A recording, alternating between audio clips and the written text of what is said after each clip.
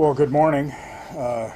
Good to see everyone this morning, and we have a series of announcements, a number of guests, and want to begin today with folks representing Activate Allen County and an announcement about progress made on a program that actually we conceived probably about this time a year ago. The U.S. Conference of Mayors had invited submission for a program involving the prevention of obesity in children, and I asked Jerry Courtney if he would be interested in taking the lead, and that has now blossomed into a whole series of things. So I want to ask Jerry Courtney from the Y, and Gary Bright from the Food Bank, and Doug Bode from Apollo, and Phil Hayne from United Way to please come up and tell us where we're at on our mobile produce program. Thank you, Mayor.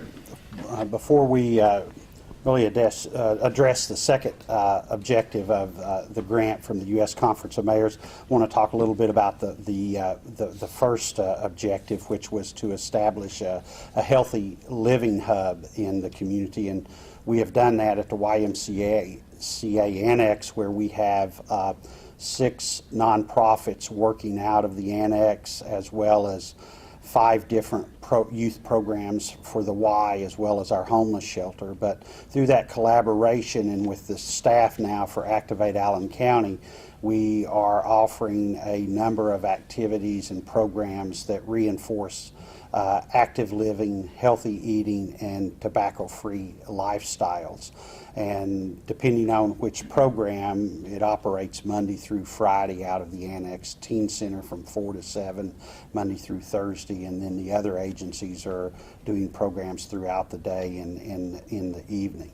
The second objective of the grant that we received was to start a mobile produce program for Allen County, and I'm going to turn the mic over to Gary to discuss the particulars of the mobile produce program, and it'll become very clear how Doug and Phil fit in here in a second. Okay, thanks, Jerry.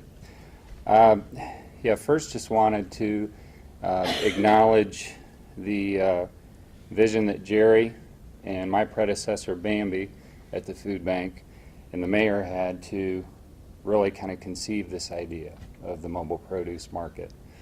The idea is that we'll be going to areas of high poverty and low access to these healthy foods. They're called food deserts, according to the USDA. And we actually have several of those within Allen County. So that's where this mobile produce market will be traveling. Where we are today on the project is we've been working with, first of all, the RTA. The Allen County RTA donated the bus and actually even gave us a new transmission. So it's ready to roll.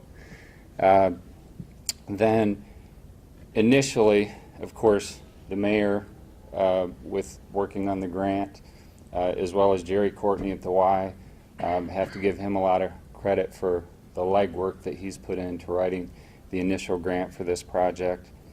The United Way, that's why Phil Hayne is here, gave us a venture grant to do some of the menus, some of the wording that's going to be needed for the product and all that kind of stuff, to have it in English and Spanish. And then Apollo Career Center, we plan to have actually do the work for the conversion on the bus. We had some folks from CSX come in and rip out all the seats. So basically we started with a regular RTA bus. CSX came in, did all the tear out, and then we've talked to Apollo about doing some designs for us of the shelving and everything that will be needed to make it into, in effect, a rolling produce market.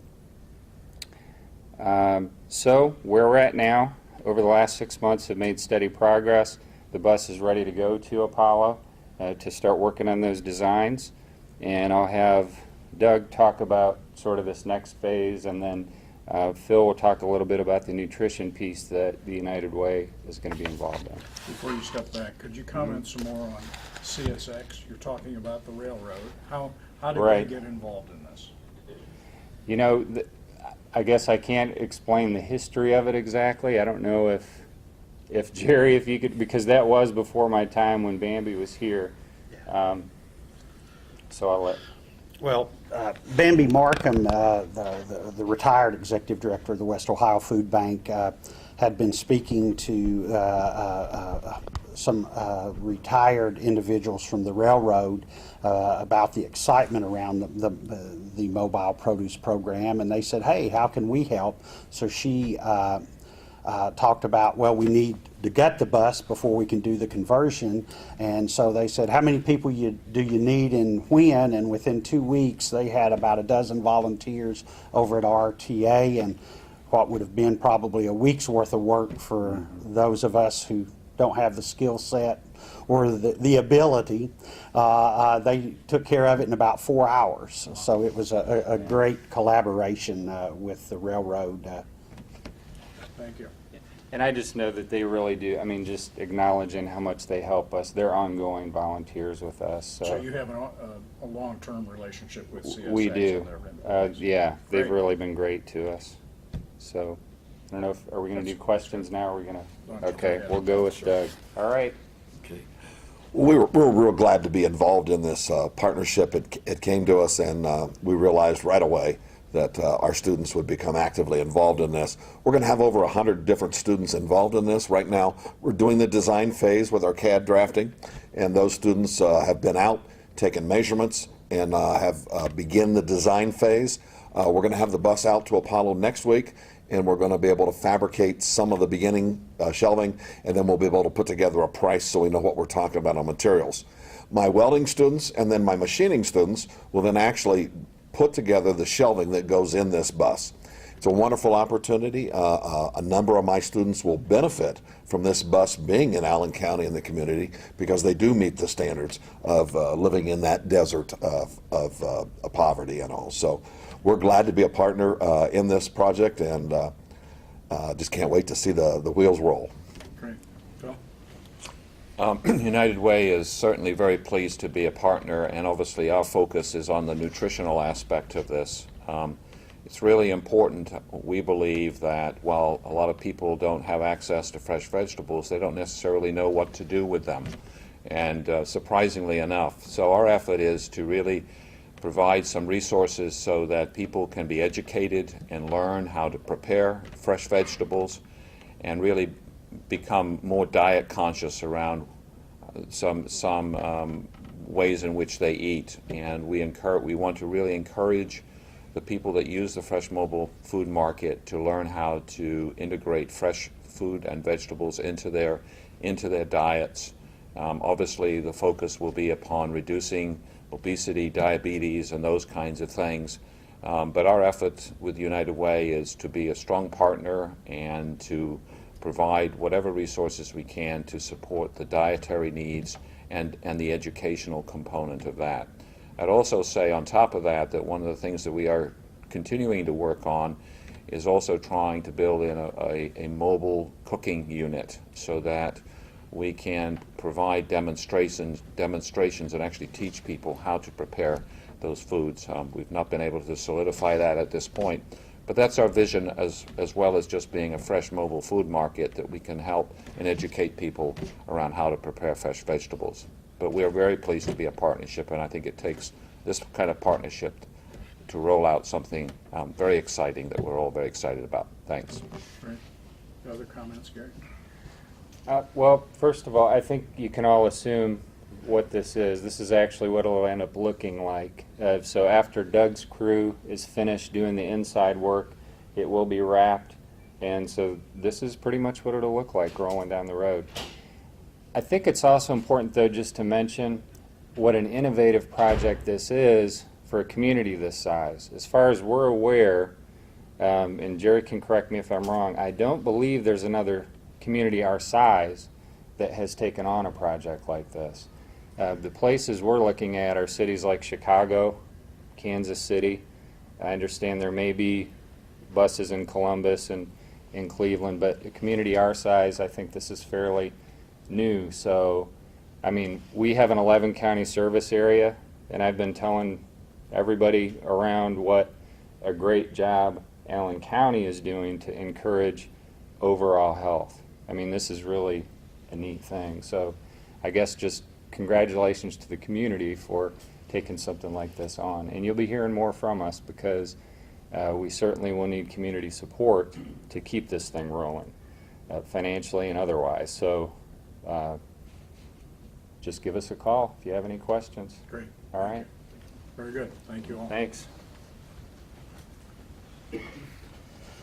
That's a terrific update, and I know that it'll be neat to see this coming into neighborhoods.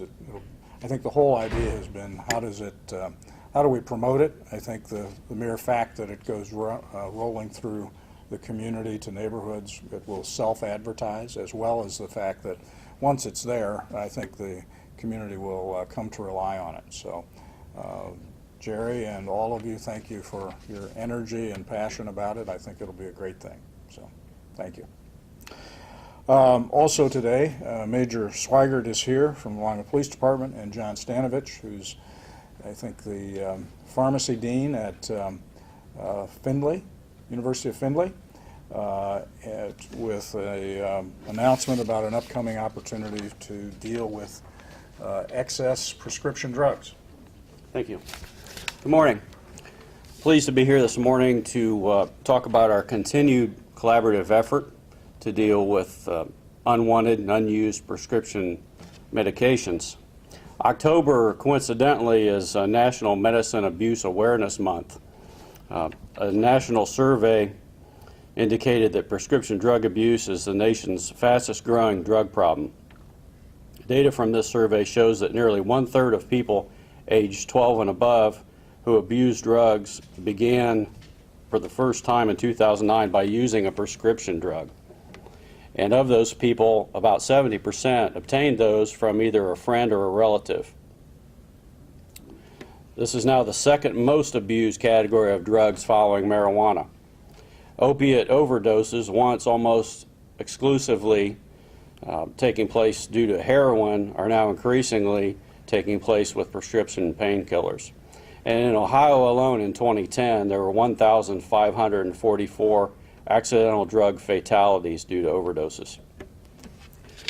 This project began in 2010 as the idea of an intern at Health Partners of Western Ohio. We have since held 2 of these events annually.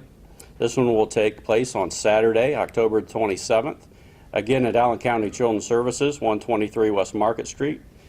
123 West Spring Street, between the hours of 9 and noon. We have 3 satellite locations at Ray's Supermarkets, the Ray's at 120 Northern Avenue at Northland, the Ray's at 2100 Harding Highway, and also the Ray's at 890 South Cable Road. Now, these Ray's locations will only be staffed between the hours of 9 and 11 for collection. The purposes of this are really twofold. First of all, we want to make sure that these medications don't end up in the wrong hands, either children who accidentally get the medications or teens or young adults that intentionally take them. And also, we don't want them to be disposed of in a way that might be environmentally unfriendly. John will talk about the process itself, what things that we'll accept and what won't be accepted at the sites. Thank you, Tony. Good morning, David. Kind of interesting, this is an interesting collaborative effort, which again, I have to compliment the police department, the sheriff's office, and the other partners in the Allen County area for taking on this. It really is a significant epidemic in this country. It's grown to a proportion of epidemic proportion as far as prescription medication abuse. And as Tony mentioned, and he rightfully so, most of this is beginning now in our youth. And access to these medications are from friends, from the medicine cabinet at home, the babysitter who comes over and maybe babysitting your children and gets access to these medications in the home, or the senior, the grandparent who has usually a large supply of medication. So, and we are, unfortunately, we're seeing still seeing a significant increase. And the reason, because most people think that all these medications are prescriptions and they're safe. That idea that they are safe and that they're prescribed by a physician and that there's no downside or no side effects or no adverse effects to these medications, that's really primarily what our youth believe, and sometimes even the parents believe that there's a great deal of safety with these. Well, they are not safe, and they are dangerous, particularly the controlled substances. So what we're trying to do is, and again, this is the fifth medication collection that we've done here within Allen County. And I can tell you that we have taken probably somewhere close to 1.5 million tablets and capsules. This is of all prescription and over-the-counter medications out of the homes of the citizens of Allen County through our efforts.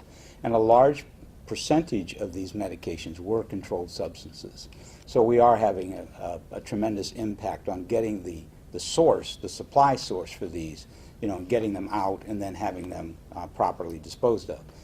We are accepting both prescription and over-the-counter medications. We do not want to take any injectables. We would prefer not to. No, we're not set up to take syringes and needles. And what we would like you to do is we want everyone to keep their medications in their original containers. If it's a prescription vial, we're asking them to please black out their name so that there is no name on the vial. If it comes to us with the name still on it, we will black out that name. Excuse me. We're actually taking the medications out of their original containers. At one point in time, we were inventorying everything. This is different than what other individuals have been doing. They've been weighing what they've taken in. We were doing an inventory because, being an anal retentive pharmacist, we want to know what's coming in. So we've done inventories and did physical inventories, and we have a lot of data on the types of medications that are being turned in. But we've got enough now, so we're moving away from that inventory process, and we are now just going to, from now on, we're going to just weigh them. So we would like to see that everything is again kept in their original containers. We have licensed pharmacists will be on site. We will have law enforcement on site. We have volunteers from Health Partners of Western Ohio, Ray's Supermarkets. We have a group called Raider Environmental who is coming down to help us handle these so that once we do take them out of the original containers, they will be stored properly. They're then turned over and put into the evidence room. I believe they're kept at the sheriff's office. At the sheriff's office. And then they are going to be destroyed by high temperature incineration. So we have a process down where at an EPA-approved facility, so that we are taking them off of the street and we are destroying them, and they are kept within the hands of law enforcement in a controlled environment within their evidence room. Again, the College of Pharmacy involvement in that. Our pharmacy students will come down and will participate.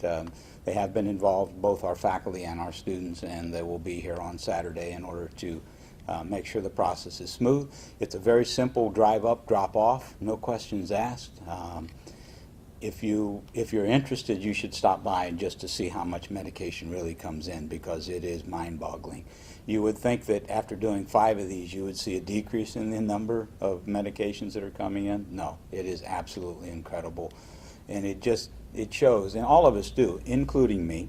We all have our stash of medication in our home. I mean, and that's unfortunate because a lot of that medication is expired and a lot of it's unused. But when we do buy things, we buy in quantities of 100, or we're dispensed medications in quantities of 30, and we don't always use all that medication, and we always save it because you never know, we might need it some other time, so it sits up there. So we are encouraging everybody as much as possible to get them out of the homes and get them to us as far as this disposal process is concerned. Okay?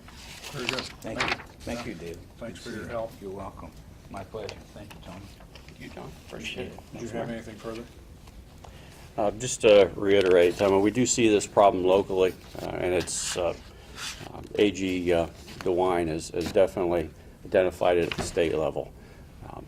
The prescription drug abuse has become one of our, locally, one of our predominant drug problems. If we see less and less of the traditional street drugs, see people that are addicted to painkillers, also people that move on to heroin that indicate that they began with the prescription painkillers, they became addicted to them, and then progressed. So it is a problem for us locally, and we want to be proactive about dealing with it.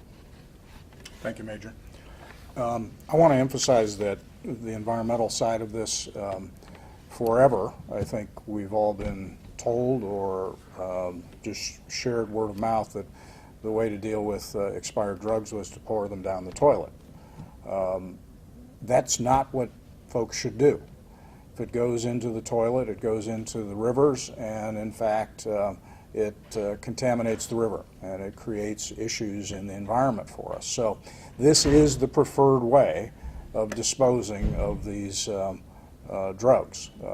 And I think that long term, getting folks in the habit of both looking at expiration dates, making decisions about participating and accumulating these and bringing them to the drop-off day is really the way that we're encouraging people to work. And I think over time, it's likely we're going to see the prescription drug companies take more of a role in this as well, because they do have a self-interest in this, it seems to me, to make sure that long-term their products, in fact, are properly managed. So I want to encourage people to participate, regardless of the size of the household. Everybody's got drugs in their home that are expired or they don't need anymore, and they ought to be dropped off, not put down the toilet or put in the landfill. So, switching gears to an entirely different subject, which each year it's been done, I grimace because I can't quite believe it happens, but it does. It's a very successful effort sponsored by Downtown Lima, the Designer Purse Bingo, which the ladies here from Downtown Lima are going to model for us. And my duty in relation to this is to buy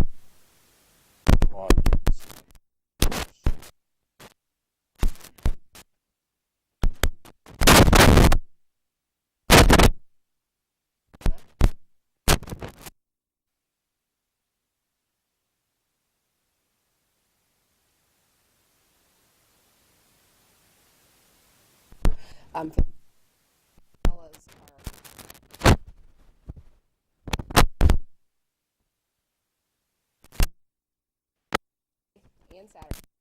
Friday night, the tours will be rescheduled from October 5th, so we will have tours at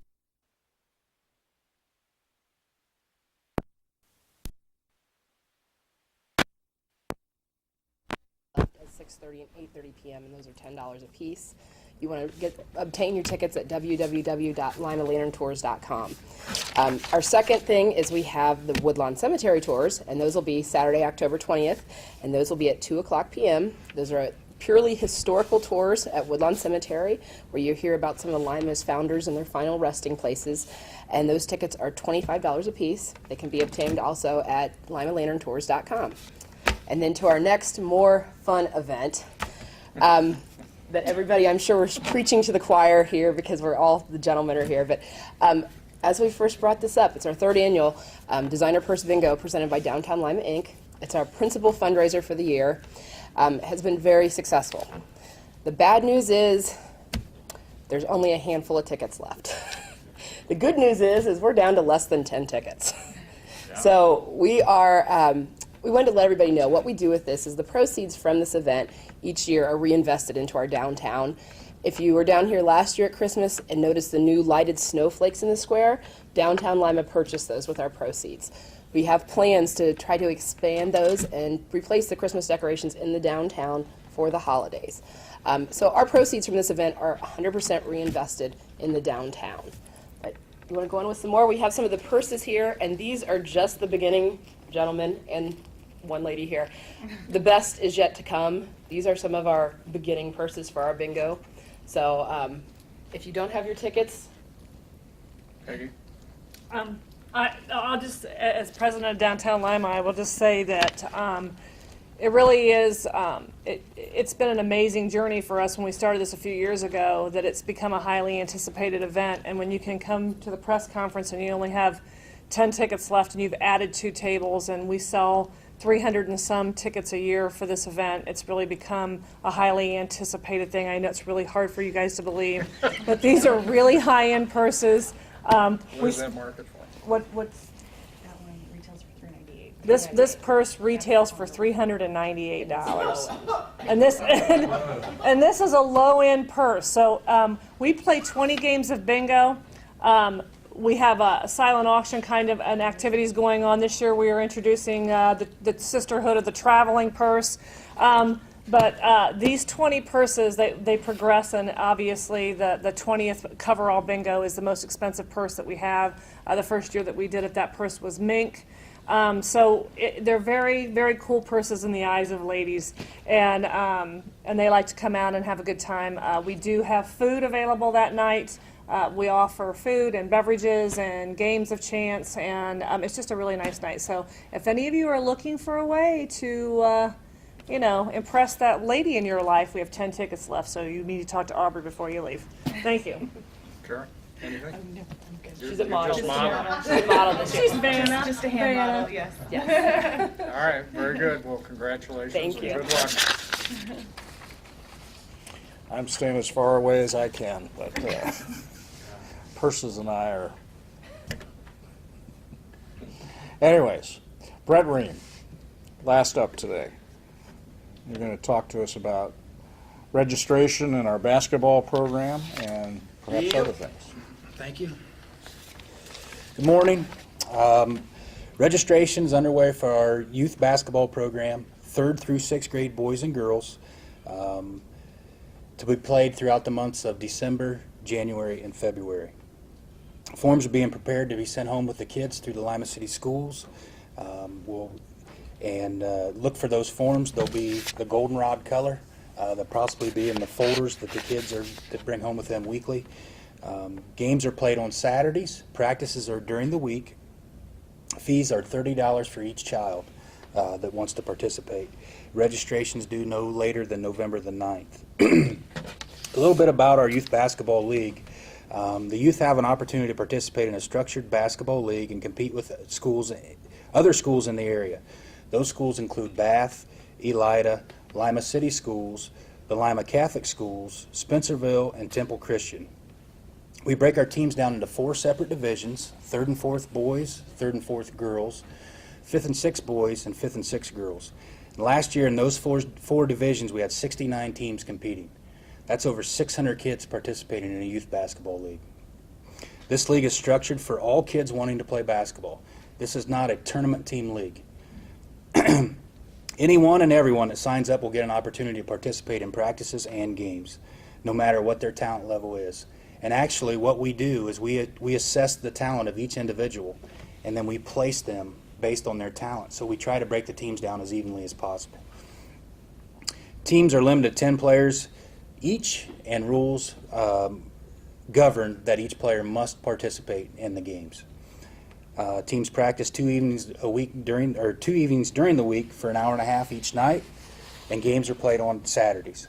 Also, if anyone would like to volunteer to coach, please contact our office. This is a great way for parents to get involved in their kids' activities, and we're also looking for some paid positions of timekeepers and scorekeepers, cashiers, and other game day officials.